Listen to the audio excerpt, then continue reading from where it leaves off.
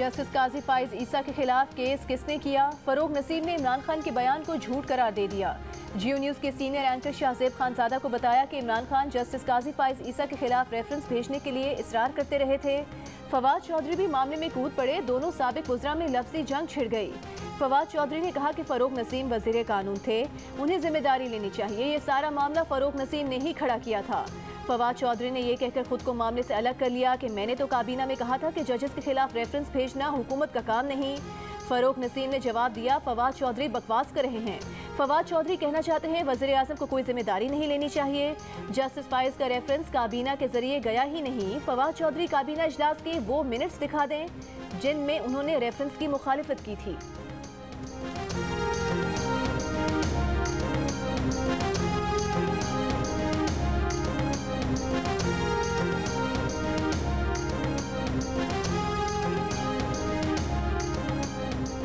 ज़लज़ले से मुतासरा इलाकों की बहाली के लिए बैरून मुल्क से कितना फ़ंड आया और कितना खर्च हुआ? तालीम और सेहत के मंसूबों पर कितनी रकम खर्च की गई? सूबाई हुकूमत के पास फ़ंड्स की मद में कितनी रकम बाकी है? सुप्रीम कोर्ट ने खैबर पख्तूनख्वा हुकूमत से बैरून मुल्क से आए फ़ंड्स की तफसीलात मांग ली। KP हुकूमत ने जवाब जमा करवाने के लिए वक्त मांग लिया। अदालत ने जवाब जमा करवाने के लिए वक्त देते हुए समाअत 1 माह के लिए मुलतवी कर दी।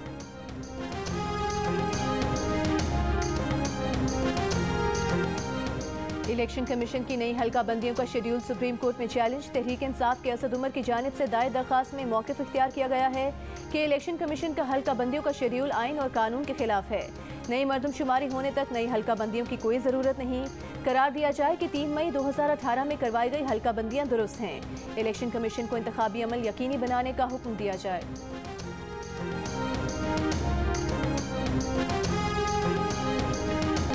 डिप्टी स्पीकर पंजाब असम्बली दोस्त मोहम्मद मदारी का कहना है कि परवेज़ इलाही और PTI ने सूबे में आईनी बहरान पैदा किया हुआ है। कुछ लोग सिस्टम को डिरेल और जमहूरियत को नाकाम करना चाहते हैं।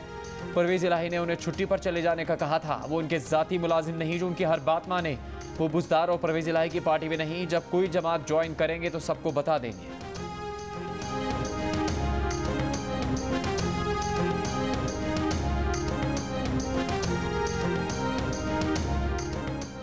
डिप्टी स्पीकर पंजाब असम्बली पर हमला और हंगामा आराई के केस में PTI और काफ लीग के 9 अरकान असम्बली की उबूरी जमानत 29 अप्रैल तक मंजूर। अदालत ने पुलिस को अरकान असम्बली की गिरफ्तारी से रोक दिया। एडिशनल सेशन जज ने आइंदा समाअत पर मुकदमे का रिकॉर्ड तलब कर लिया। MPA महेंद्र सिंह, हाफिज अम्मार यासिर, शहबाज अहमद, मोहम्मद वारिस अजीज, ख्याल अहमद कास्त्रो, शुजात नवाज, मलिक नदीम अब्बास, मोहम्मद अली रजा खाकवानी और उमर फारूक ने जमानत की दरख्वास्तें दायर की थी।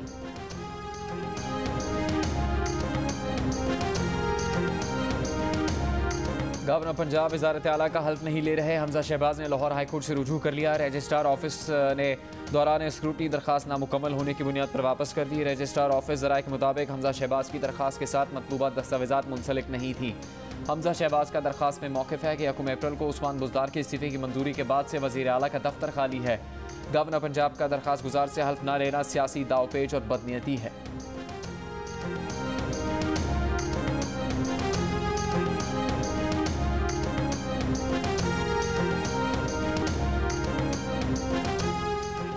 उस्मान बुज़दार का वज़ीर आज़म के नाम इस्तीफ़ा आइन के आर्टिकल 130 सब सेक्शन 8 की खिलाफ वर्जी है।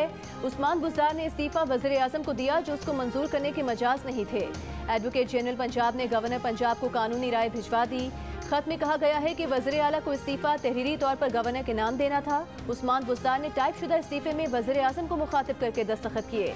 उस्मान बुज़दार ने 28 मार्च को वज़ीर आज़म को इस्तीफ़ा दिया था।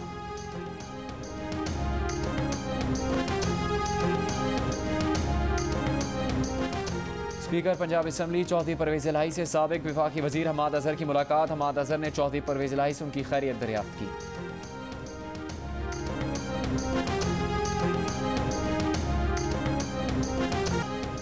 IMF से पाकिस्तान के मुज़ाकरात आज शुरू होंगे। गवर्नर स्टेट बैंक रज़ा बाकर वाशिंगटन पहुँच गए।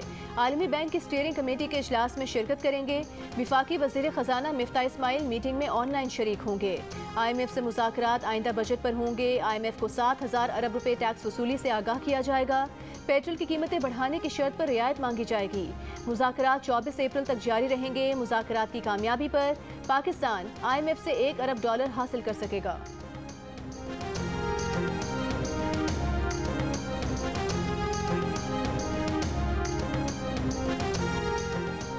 पाकिस्तान बिजनेस काउंसिल का मुल्क को श्रीलंका जैसे हालात में जाने से रोकने का मुतालबा। वज़ीर-ए-आज़म शहबाज शरीफ को ख़त में मुआशी हालात बेहतर बनाने के लिए तजावीज़ दे दी।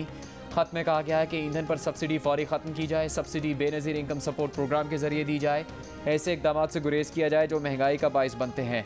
दरामदात कम करके मुल्की ज़र मुबादला पर दबाव कम किया जाए, गैर ज़रूरी अशया पर दरामदी ड्यूटी बढ़ाई जाए, कारोबारी मराकज़ और शादी हॉल्स को जल्द बंद किया जाए, IMF का प्रोग्राम दोबारा शुरू किया जाए, टैक्स बेस बढ़ाने के लिए FBR रिफॉर्म्स लाए, नॉन फाइलर्स पर एडवांस और विद होल्डिंग टैक्स बढ़ाया जाए।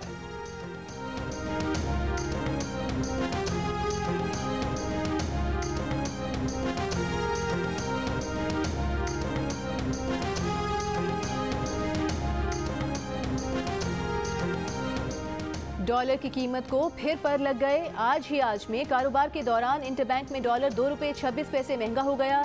इंटरबैंक में डॉलर का भाव 184.8 रुपये पर पहुंच गया। अमरीका की पाकिस्तान में नई हुकूमत के साथ इलाकाई और बैन अल-अक़वामी मसाइल पर काम करने की ख्वाहिश। तर्जुमान अमरीकी महकमा खारजा नेड प्राइस ने कहा है कि नए वज़ीर-ए-आज़म शहबाज शरीफ की हुकूमत के साथ काम करने के मुंतज़िर हैं। मिलकर काम करने से पाकिस्तान और खत्ते में अमन खुशहाली मुमकिन है। महफूज, मुस्तहकम और खुशहाल अफगानिस्तान के लिए अमरीका पाकिस्तान को हम शराकतदार और अहम साथी की नज़र से देखता है। अफगानिस्तान पर पाकिस्तान के साथ काम करते रहे हैं और करते रहेंगे।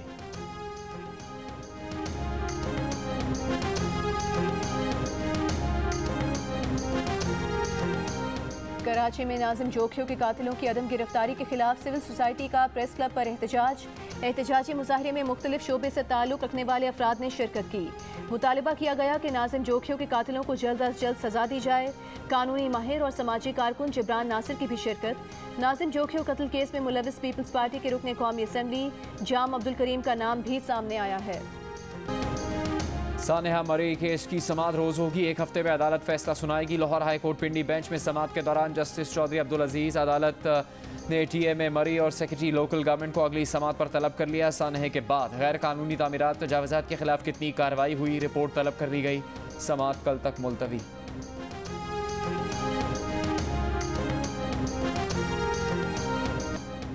सेंट्रल पावर परचेजिंग एजेंसी की फ़ी यूनिट बिजली 3 रुपये 15 पैसे महंगी करने की दरख्वास्त। नेपरा के मुताबिक दरख्वास्त मार्च की फ्यूल प्राइस एडजस्टमेंट कीमत में की गई है, जिस पर समाअत 27 अप्रैल को होगी। बिजली महंगी करने की दरख्वास्त के इलेक्ट्रिक के सिवा तमाम बिजली तकसीम कार कंपनीज के लिए है।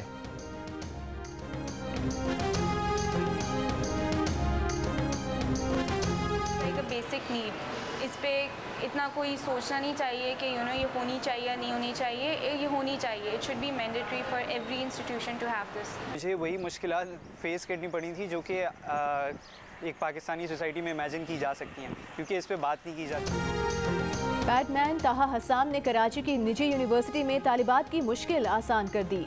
सैनिटरी पैड की वेंडिंग मशीन लगा दी। तालिबात का कहना है कि सरकारी सतह पर वेंडिंग मशीनें अहम मकामात पर नस्ब की जाएं तो ये खवातीन की बड़ी खिदमत होगी। सैनिटरी पैड मशीन लड़कियों के वॉशरूम में नस्ब की गई है। मशीन बनाने वाले ताहा हसाम का कहना है कि मुस्तकबिल में शहर शहर ऐसी वेंडिंग मशीन्स नस्ब करने की ख्वाहिश है।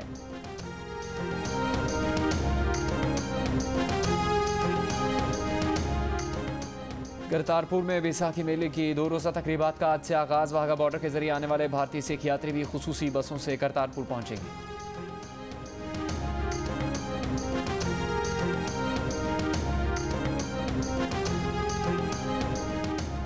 मुत्तहिदा अरब अमारात ने विजिट वीज़ा 30 रोज़ के बजाय 60 रोज़ का कर दिया। वीज़ा सिस्टम में तरमीम की मंजूरी। वालिदैन 18 के बजाय अपने 25 साल की उम्र तक बच्चों को स्पॉन्सर करके वीज़ा दे सकते हैं। वालिदैन गैर शादीशुदा बेटी को गैर मुअय्यना मुद्दत तक स्पॉन्सर्ड वीज़ा फराहम कर सकते हैं। मुलाजमत तलाश करने वालों को नए एंट्री वीज़े दस्तयाब होंगे।